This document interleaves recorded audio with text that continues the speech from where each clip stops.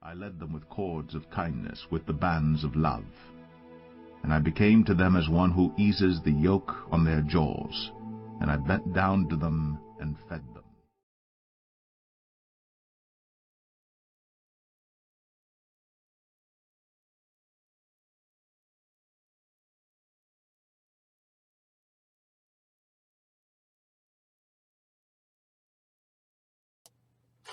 Shalom, shalom, folks. It's Brother Tittle from Something to Chew On coming at you live. Going to do a brief video, hopefully give you something to chew on. Like it says, Paul and some thoughts on his writings. I've been thinking about the way people view Paul's writings, the perspective they have when they read through Paul. I don't know. I guess I got 2 points I'm going to address, or two separate perspectives, I guess is how I'd say it. Two separate perspectives that I'll address. But first, let's just go over. You know, I've done this a few times, and most people know this, but for those who don't, let's go over and let's go to 2 Peter chapter 3, and we're going to start at verse 15. Now, I'm going to bring this up, and what you're going to see is on the far left of the screen, it's going to be the King James Version. The one in the middle is the King James with the Strong's numbers. That's what the little purple numbers will be. And the translation on the far right is going to be the English Standard Version. Basically, we're going to read this in parallel. I'm going to read it from the King James, but you can look at the other translations, and I'm going to just point out a few things. But most of us know this passage, but let's just go look at it, shall we?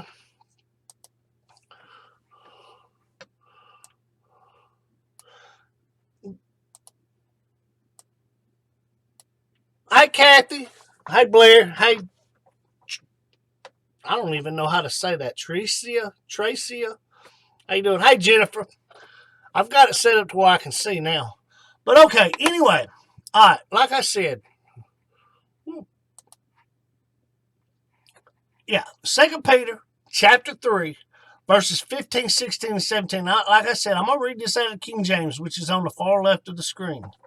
This is Paul writing, this is Peter writing, who knew Paul personally.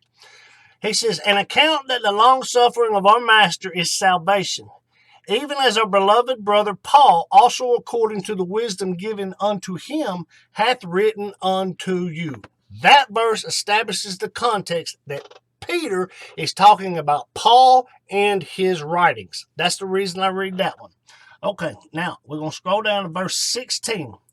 It says, "As also in all his epistles, speaking in them of these things, in which some things are hard to be understood, which they that are unlearned and unstable wrestle with," basically. It's King James English.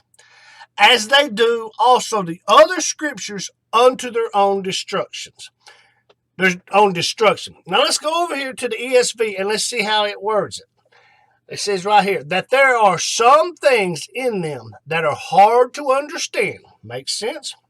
Which the ignorant or unlearned, ignorant meaning you do not know, not stupid, just you do not know. No one's ever taught you. Which the ignorant and unstable twist to their own destruction, as they do the other scriptures. Okay, back to the King James on this side. I'm going to read verse 17. It says, "Ye therefore, beloved, seeing you know these things before, beware lest ye also be led away with the error of the wicked, fall from your own steadfastness." All right, now let's read that verse in the ESV, English Standard Version, on the far right. It says, "You therefore, beloved, knowing this beforehand, take care that you are not carried away with the error of lawless people and lose your own stability." Okay, what all this says in a nutshell, right here in verse 17, he says, "Because I'm warning you beforehand, take heed that when you read Paul, understand that he's hard to understand, and don't fall into the error of lawless people. The error of lawless people, or the error of wicked, as the King James says. That's the thing. Before you go to read Paul, remember what Peter has said about him and his writings. They're hard to understand. Okay? And he says, don't be carried away or fall into the error of wicked people. Either way, it doesn't matter. The King James, the way it's translated, it kind of hides what it truly is saying. The ESV says the error of lawless people. There's no confusion with that. The King James says the error of wicked. We all know wicked means bad, but what does that word actually mean? That's why I've got the one pulled up with the Strong's numbers, because we're going to look that word up and see what it means in the Greek. If you look right here above my mouse where it says wicked, it says G113. That's the Strong's numbers. For people out there who know how to use a Strong, there's your number. Go look it up. it doesn't matter, because I'm going to hover my mouse over it and it's going to pop up, and we're going to see what how Strong's defines that word. Oh, come on. There we go. All right. Strong's number G113. The Greek word is athamos. Now, if you look right there, what does it say? It says lawless. That is by implication criminal or wicked. Lawless, without law. And what law is it talking about? It's talking about the law of Yah, the Torah, the instructions given to us by Yah Almighty at Mount Sinai. That's what it's talking about. So, basically, what Peter is saying is, because Paul's hard to understand, when you read him,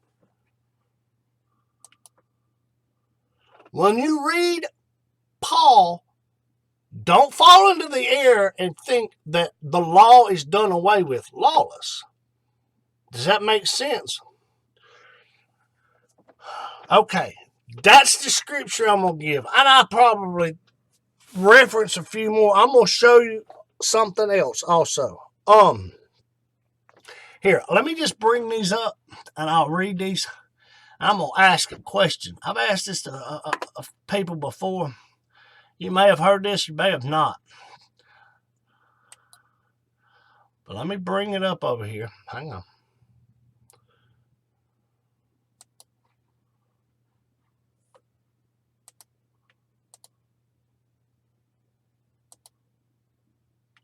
Okay, let's go back.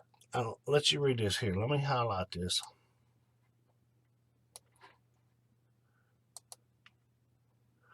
That verse I got highlighted. This is the King James right here. It's Isaiah 46:10.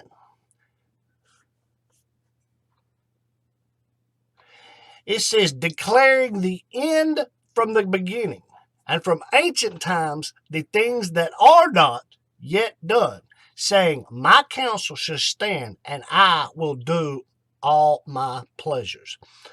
This is basically Yah Most High speaking. And he's saying, told you in the beginning what's going to happen in the end. Okay? With that concept in mind, let's look at one more verse. Let me bring it up. This is Amos 3:7. And I'll highlight it so you can see it right there. It says, surely Yod-Heh-Vav-Heh Elohim will do nothing, but he revealeth his secrets unto his servants the prophets. What he's saying is, nothing's going to happen that he hadn't revealed to his prophets.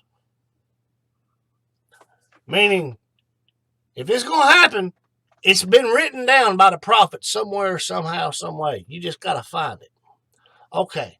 Now, with that in mind, with those concepts, he declares the end from the beginning, and before he does anything, he reveals it to his prophets.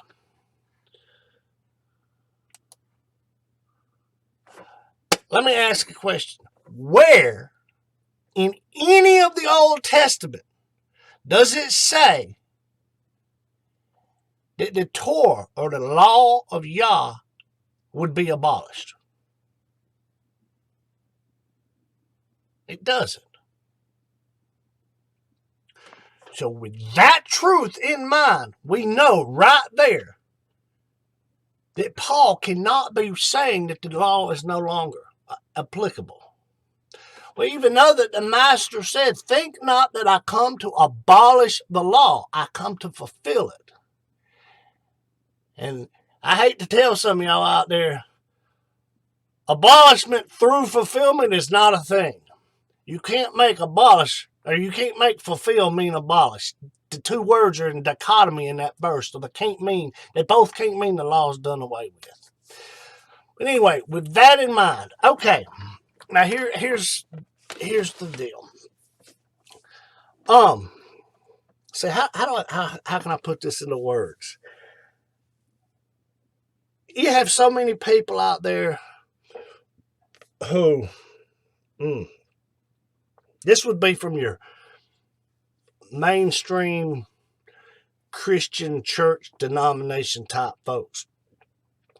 If you mention obedience, or you mention the law, first thing they often want to do is go quote Paul and try to prove by Paul's writings that the law's done away with.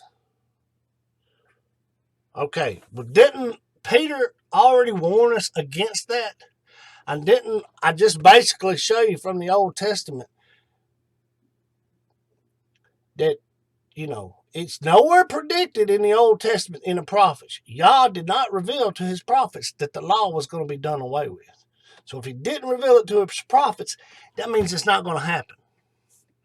Okay? So we got to keep in mind, we got to understand the front of the book in order to understand the end of the book. You can't just pick it up and read the end of the book and think you got it. But so many people do that. But Paul said, you hear that so often, but Paul said. Well, Paul can't go against what's already been written. He can't change it. He can't do away with it. Only y'all can. But,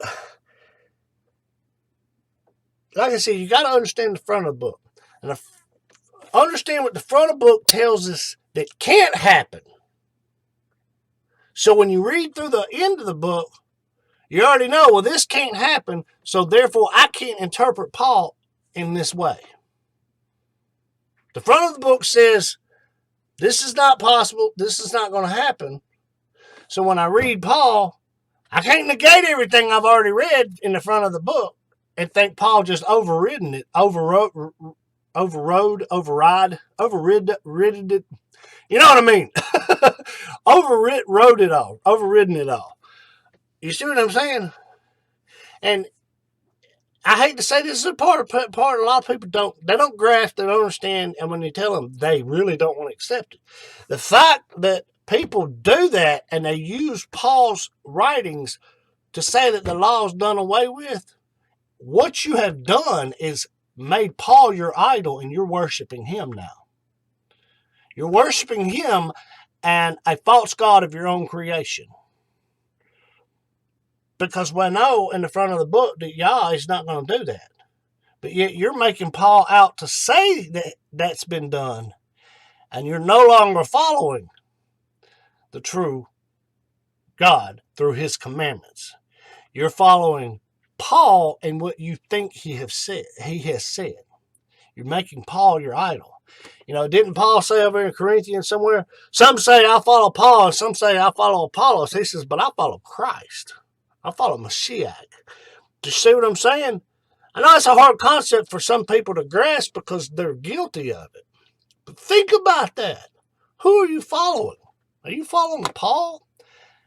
And the way you've twisted his writings and this Messiah and God of your own creation? Or are you following Mashiach and what he came and actually taught? Okay, now on that thought, this come up the other day.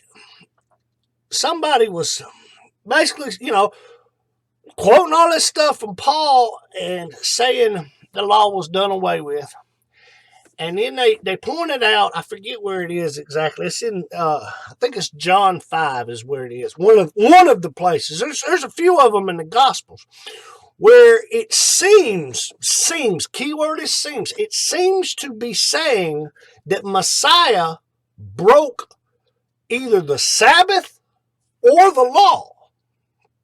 And people will read that and they'll say, see, Messiah broke the Sabbath. It's most often they use it pointing out the Sabbath because they don't keep Sabbath, and they justify it by twisting what that verse says. They'll say, see, Messiah broke the Sabbath. So the Sabbath's not for us today. We don't have to do that because the Messiah didn't do it. Okay. Well, first off, let's deal with the bigger issue. If Messiah did break the Sabbath, that means he sinned. And therefore, his sacrifice does not mean anything.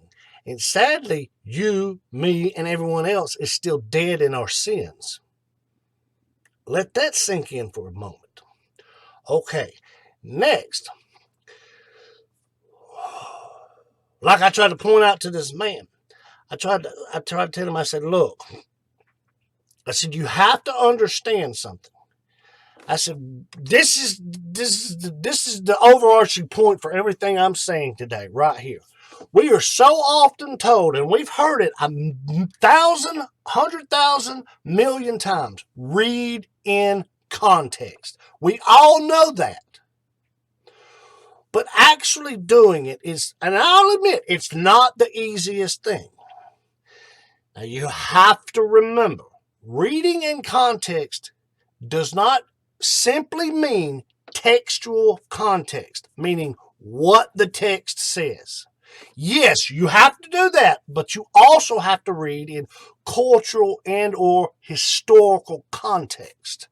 You have to remember this was 2,000, for the New Testament, it was 2,000 years ago in a completely different culture than we live in today in the 21st century Western world. Okay? Like I've said before, I've got it right here in front of me. Like I've said before, I've said this and I'll say it again. This is a Hebrew book written by Hebrew people to a Hebrew audience. In order to better understand it, you have to think like a Hebrew. Okay. But I was trying to tell this guy, at the time, and even still today, there's what's known as the oral law and the written law. Okay.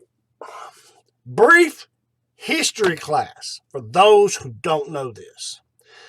Many of you have heard me say this over and over and over, but I'll repeat it here briefly for those who may have never heard it. Oral law, written law.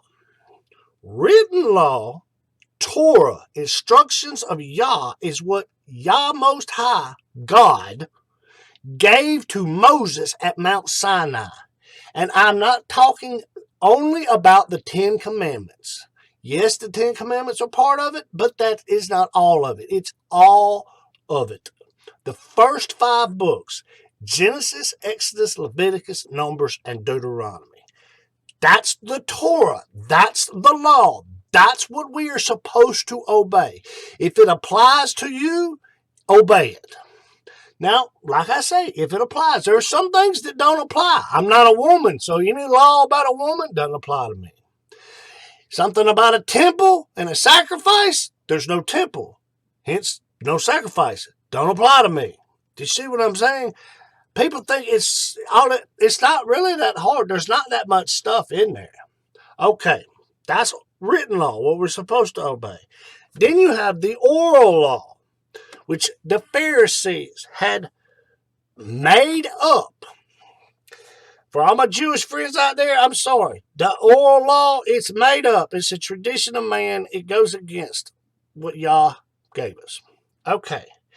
If you go through, this is what the guy, I tried to point out the fact to him that there were 2 separate laws, and we're supposed to obey this one and not this one. And the fact that in the text, especially John 5, a perfect example, where it says that Messiah broke the Sabbath.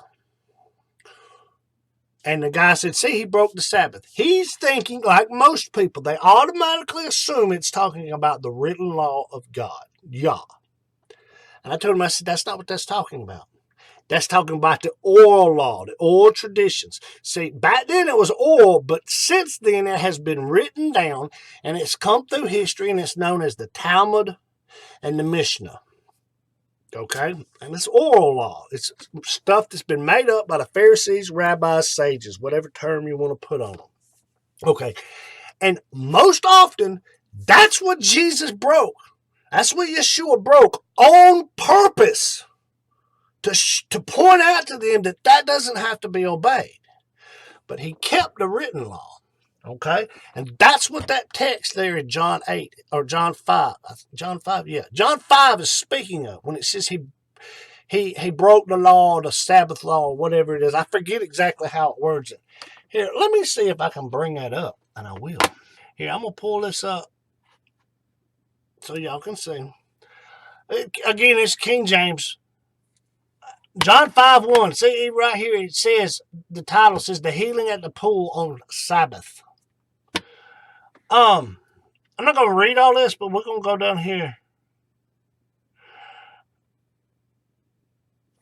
Right here. John 5:8 says, Yeshua said unto him, rise, take up thy bed and walk.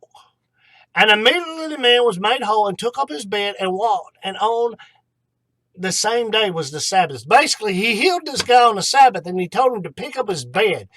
Not a bed like we think. Remember, historical context. It wasn't a bed. It was like a little mat. The guy just rolled it up and carried it with him like a little... Like today, what we would have like a piece of foam rubber that we would lay out when we go camping.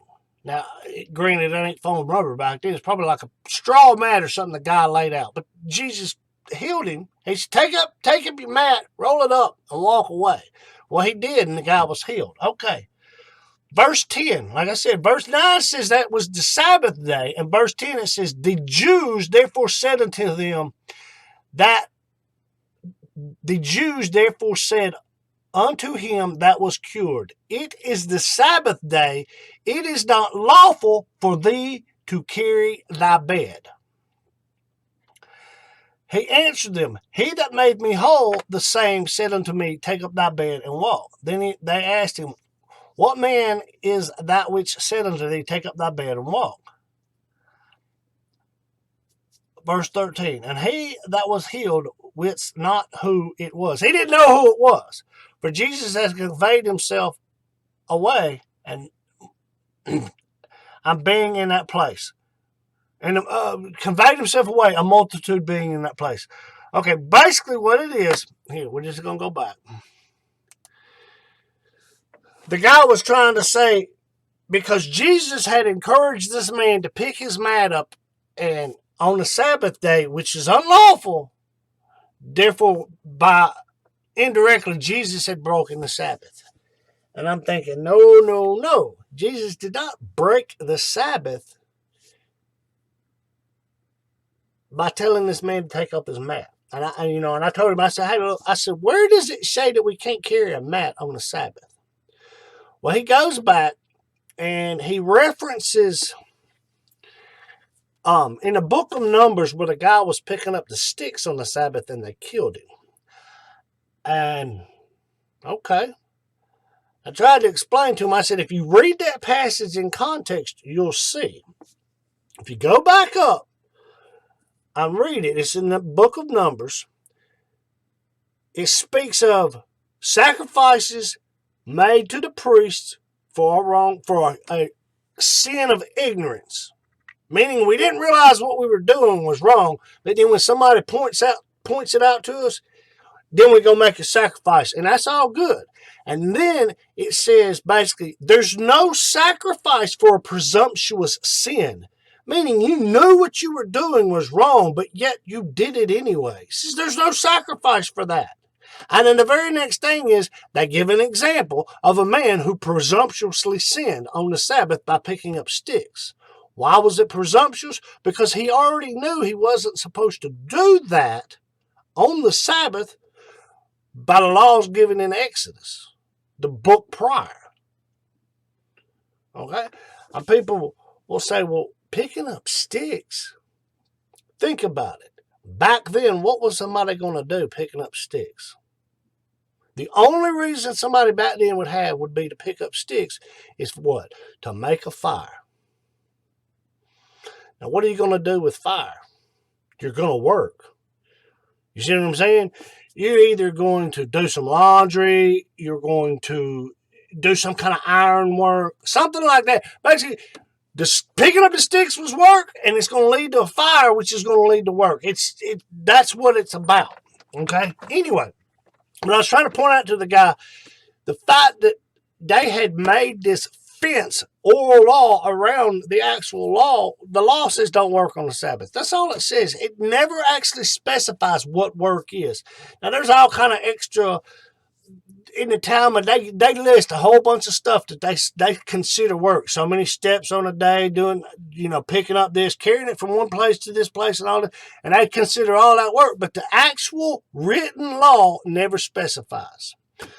And I tried to tell the guy, I said, look, you got to understand, first off, there's a written law and an oral law. And often Jesus broke that oral law on purpose. Not that he broke it directly here, he encouraged someone else to do it. But there are places where he actually breaks that oral law on purpose as like a thumb in the face of the Pharisees. Okay? But I lost my train of thought. You got to understand there's two separate laws. Jesus would often break this one. And in the text, it'll say Jesus broke the law or Jesus broke the Sabbath. And people who don't understand the dichotomy between the two laws, they'll say, see, Jesus broke the law right there. So that means I don't have to keep it either. Well, back to my ultimate and most important point. If he did break the actual law, then that means he sinned. Because we know sin is transgression of the law. 1 John 3:4.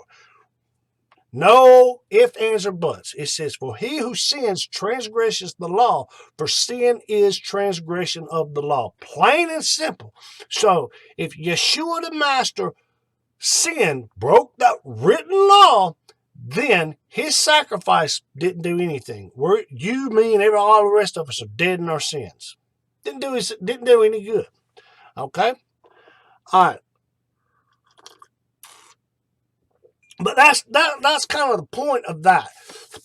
You got to understand the historical context. I've said this to people all the time. Read in context. And I don't just mean the words on a page. Go learn about the culture and the history.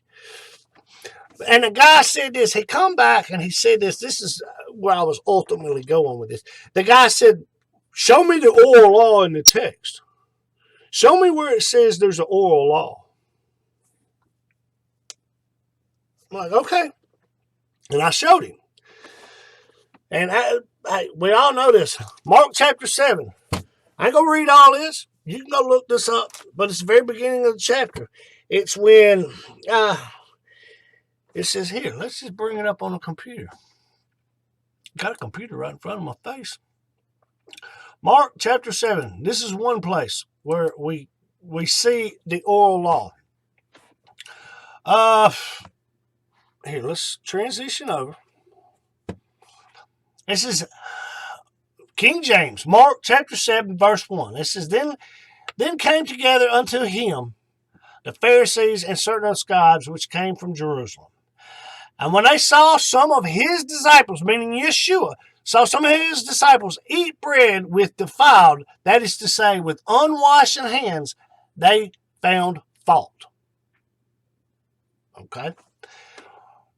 Now, I'm not going to read all this, but I'll explain it. In the oral law, the Pharisees, they had to wash their hands. All ritualistic and all this kind of stuff before they would eat. Because they believed that if my hands were physically dirty, it made my food ritually dirty. And therefore, when I ate it, I became ritually dirty. But that's not in the Torah. That's not in the written law anywhere. It doesn't tell you you have to wash your hands before you eat. Now, don't get me wrong, that's a good practice to follow, but it's not a command. They've made this into a command, okay? All right, with all that, he goes down.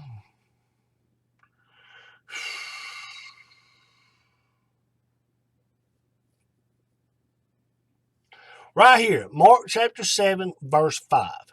It says, Then the Pharisees and the scribes asked him, Why walk not thy disciples according to the tradition of the elders? That right there is the oral law. That's what that's talking about. All right? He don't say oral law. He's talking about tradition of the elders. Why? Because it was oral tradition that was passed down from one generation to the next, to the next, to the next. Like over in Matthew 16, where Yeshua says, beware of the leaven of the Pharisees. He refers to it as leaven because just as leaven is put into one lump of dough and made, and then next week when you make a new lump of dough, you put some of the same leaven. Because you got the leaven over here, you're saving it and you're feeding it. Like your mama used to make sourdough bread, and she had this big ooey gooey jar of stuff in the refrigerator. She was constantly having, that's the leaven. And she'd take some of that out and put it in a lump of dough. After the dough was eaten and consumed, or the bread was eaten and consumed, next week she'd take a new lump of dough, but she'd take some of that same leaven that was in that jar and put it into that new lump. She was saying the lump gets passed from one, or the leaven gets passed from one lump to the next lump to the next lump, just as the false doctrine, leaven of the Pharisees was passed from one generation to the next, to the next, to the next. Oral tradition passed from one generation to the next. That's what this is talking about. But anyway, let's just read this. He says, middle of verse 5 again, right here. It says, Why walk not thy disciples according to the tradition of the elders, but eat bread with unwashed hands?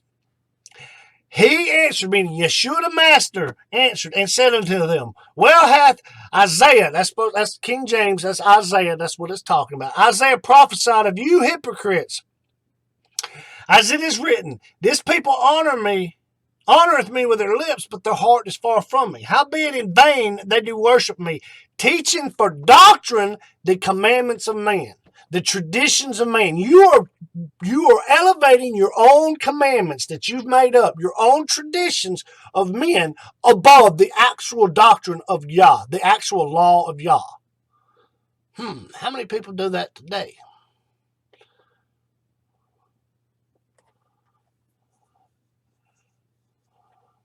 Anyway, verse 8 is the key verse. For laying aside the commandment of Yah, ye hold the traditions of man. Meaning, they had given their traditions more precedence, more importance than what the law of Yah actually said. How many do this? Do you see the dichotomy there? And that dichotomy goes through the entire New Testament. Oral law, written law. Oral law, written law. And that's, when you understand that and you plug that historical fact into the equation of your interpretation, things start making a lot of sense. A lot more sense. But you got to understand that. It's one of these things. And this leads to the second point, which will be brief. I know I've been talking for a while. This leads to the second point right here. First, let's talk about people who take and twist Paul because they don't understand what he says. And we know he can't be talking against the law. Peter warned us not to do that. The Old Testament never predicts that the law is going to be done away with. And then when you understand the fact that there's an oral and a written law, and you read through Paul, he uses one word. Greek is nomos, and it means law. Well, sometimes he's talking about written law, which we're supposed to obey. In some places, he's talking about oral law that we don't have to obey. I'll throw this one in there. If you strip that understanding of the two different laws, if you strip that out and you start trying to read Paul, this is what you have. And this is what this is a pet peeve of mine.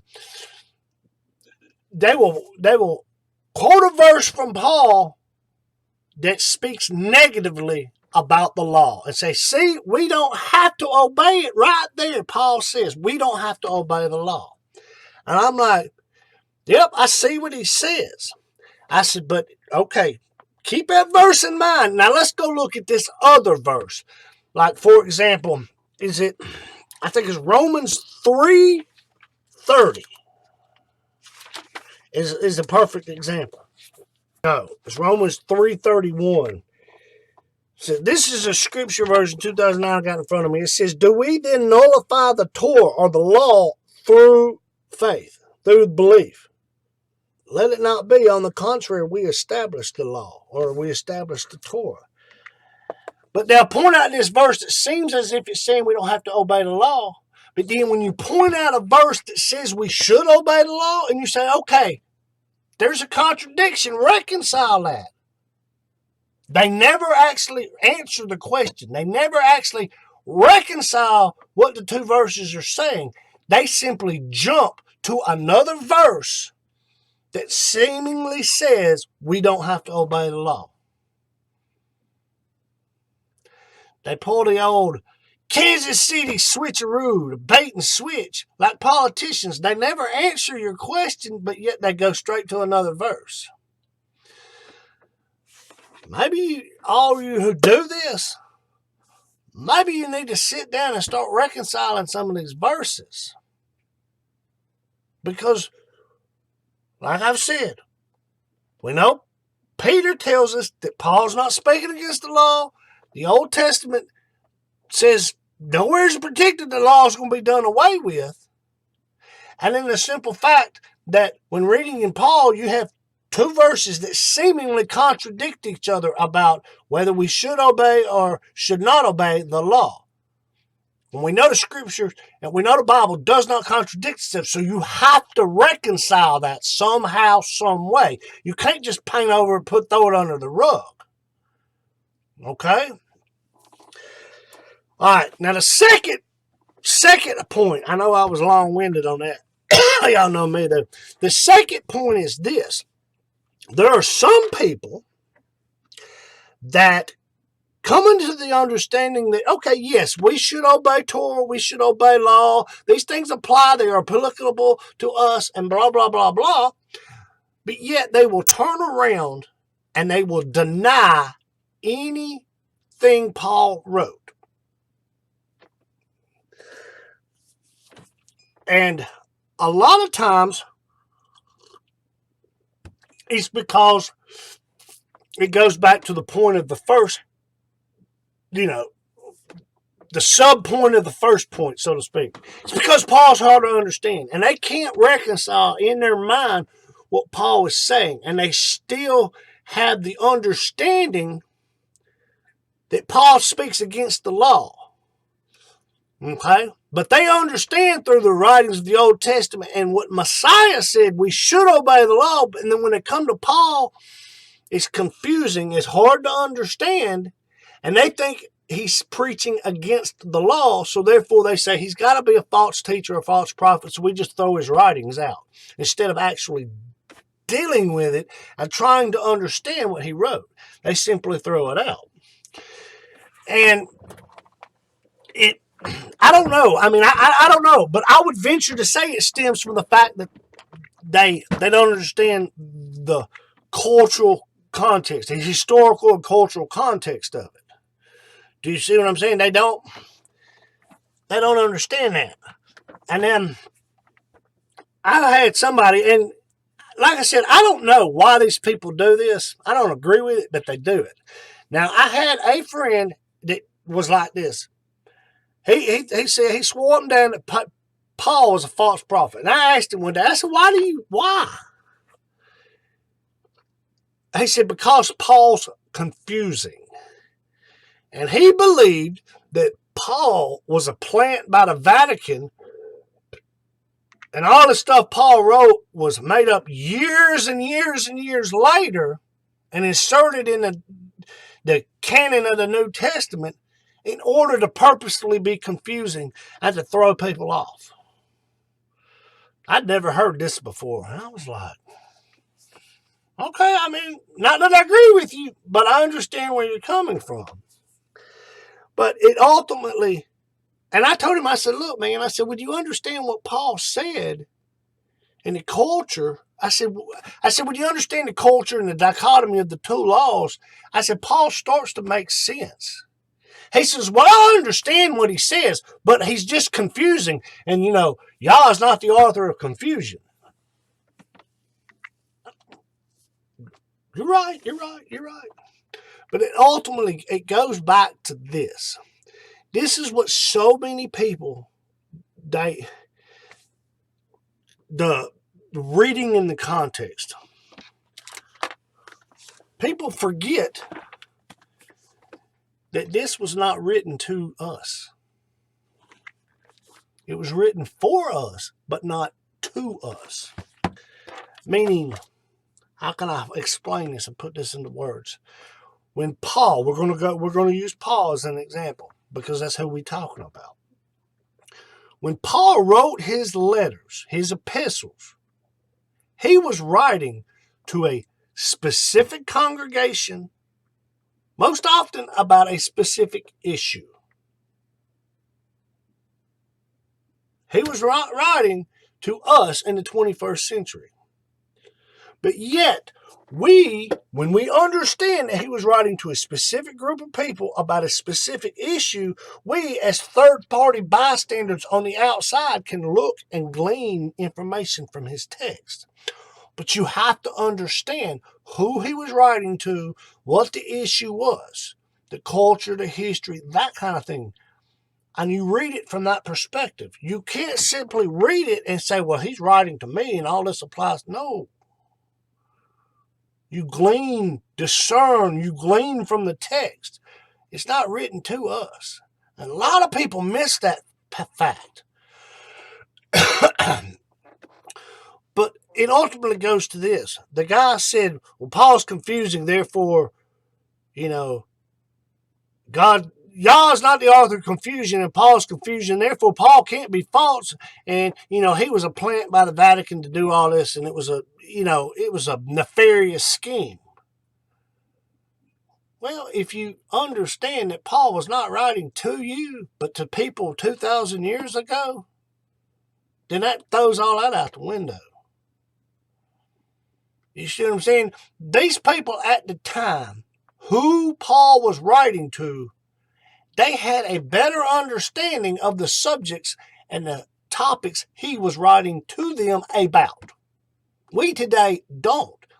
We're 2,000 years removed out of the culture and the history and all that. That's why, back to the first guy, show me where it talks about an oral law. Jesus brought this up. See, all this confusion comes in when you don't understand the history and the culture that you're dealing with. Like I say, Hebrew book, written by Hebrew people to a Hebrew audience. In order to understand it, you got to think like Hebrew. It's not a hard concept to grasp, but to actually do it, it is. Why? Because you got to learn about the culture and the history of the time. See, that's the problem with us today. We so want to read it and eisegete, meaning read into the text, our 21st century mindset into what the text says. Perfect example is like places where it talks about food. Well, guess what? To a first century Jewish person, which the Bible, the New Testament was written to, swine was not food to them. You have to let the Bible itself define the terms you use, or the terms used in it. And to a first century Jew, swine was not food. Food is defined in Leviticus chapter 11. But today, we have the mindset that swine, pork ribs is food. But it's not. But we read that in, and when we see food, we include pig into that. No, them people back then, pig was not food, so it wasn't even considered in their thought process. You see what I'm saying? You got to understand it in the cultural context. Like I said, it's an easy concept to understand. It's not written to us. You got to understand the culture and the history. And, don't neglect what the text actually says on the black and white words on the page, but you got to plug into it the culture to understand it better and fully, more fully. But we today, we don't do that. So, with all that said, folks, I know I kind of talked and rattled on for a while, but for those who know me, you know I do that. But I'll say this. Here's the encouragement. With all this encouragement. Learn about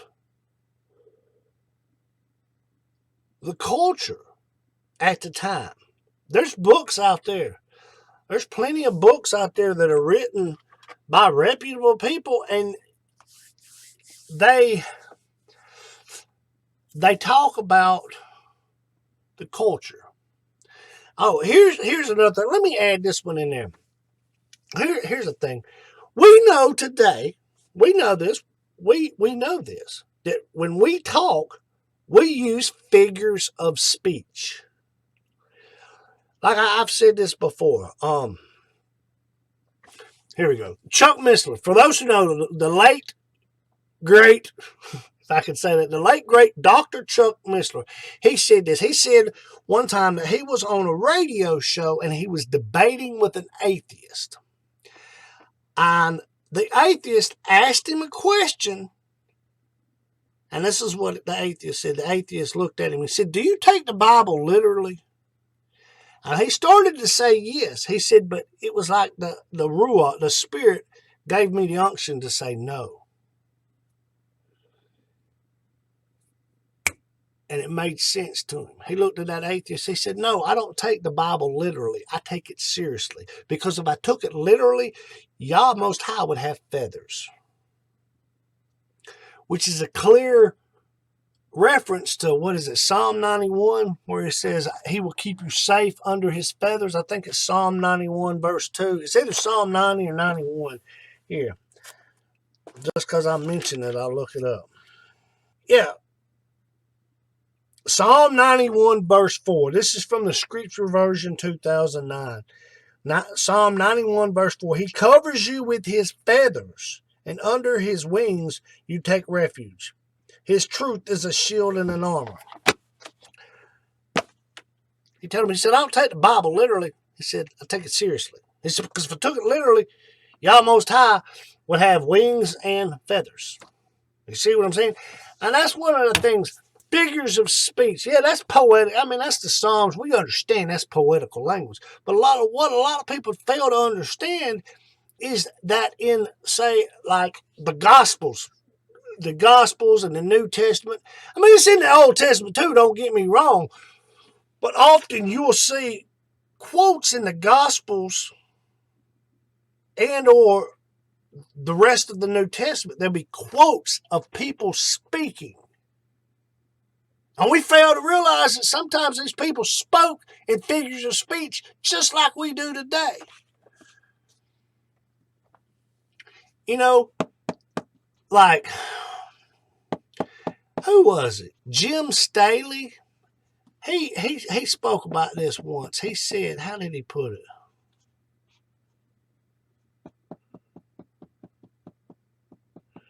He used the figure of speech. I think it was "get down off your high horse," I think is what he used. And he said, think about it. He said, let's just think about this. He said, you know, somebody writes down in a book, in some, novel, some book somebody's reading somewhere, and they say, one of them says, "Get down off your high horse." He says, okay, it's 1,000 years, 2,000 years later, that text has been buried or whatever, and it's dug up. And these people look at it, and he uses aliens. Let's not go down that road. But just say somebody from a culture that's 2,000 years into the future finds that text, and they read it, and they go, "Get down off your high horse." And they try to figure out what it means by looking up the word high, looking up what the word horse. You see what I'm saying? But defining each of the individual words will never give you the meaning of that figure of speech. Why? Because it's a figure of speech. But see, we today, we understand we talk like that. And it's so commonplace that when somebody uses one of these colloquialisms, figures of speech, we understand what they're talking about. Because we're all in the same culture. For the most part. Now, I know on Facebook you got people from all over the world, and sometimes they'll say something that doesn't make sense to you, and, you know, ask them and they'll explain it a lot of times. But when you read the New Testament, it's the same way. Figures of speech are used. And people want to take sometimes what those figures of speech say, like defining the word high, defining the word horse, defining get off your high horse, define each of the words, and then they think they understand what it's saying, when in fact it's actually a figure of speech and it has nothing to do with the words that are on the page. It means something completely different. There's books written about that. Idioms in the Hebrew Bible. You know, that's the word, idiom, figure of speech. There's a lot of books out there like that. But, okay, with all that said, I'm going to end. I know I said that. I'm like a Baptist preacher. I've done ended 7 times, right? But I'll say this. I encourage you to learn about the culture, the ancient culture of the first century, so to speak. Learn about the culture. Learn about some of these things. And as you do, you'll gain better understanding of what is being actually talked about in the text. I don't know any books off the top of my head, but let's see. I downloaded one the other day. I think I did. It was called Customs and Manners and Customs of Ancient Israel, or something to that effect. I mean, but books like that, you know, idioms of the Hebrew Bible, these things, understand the culture that these people lived in. It's like Dr. Michael Heiser says. He says, you got to understand the culture that produced the thing meaning the New Testament. In order to understand the New Testament, you got to understand the culture that produced it. Does that make sense? But that's my encouragement, folks, is learn about the culture and some of these figures of speech and oral law, written law, and the way some of these things were done. And a lot of this you can learn by reading through the Old Testament and understanding the law in the Old Testament, and then understanding the culture. And the New Testament will make a lot more sense. You'll get a deeper and fuller understanding of it. But with that, folks, I'll leave it at that. I know I've talked for a while, but I'll leave it at that. Just something to chew on, you know, the little points I made here and there. Something for y'all to chew on. But, like I say at the end of every one of my videos, don't just read this thing, but study it. Shalom, folks.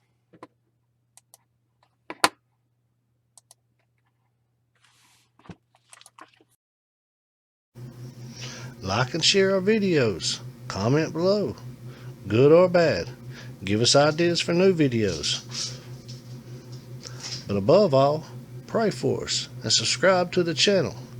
It'll be a little circle icon with a cow's face on the bottom right hand of the screen. And with that, I say shalom, and don't just read your Bibles, but study them.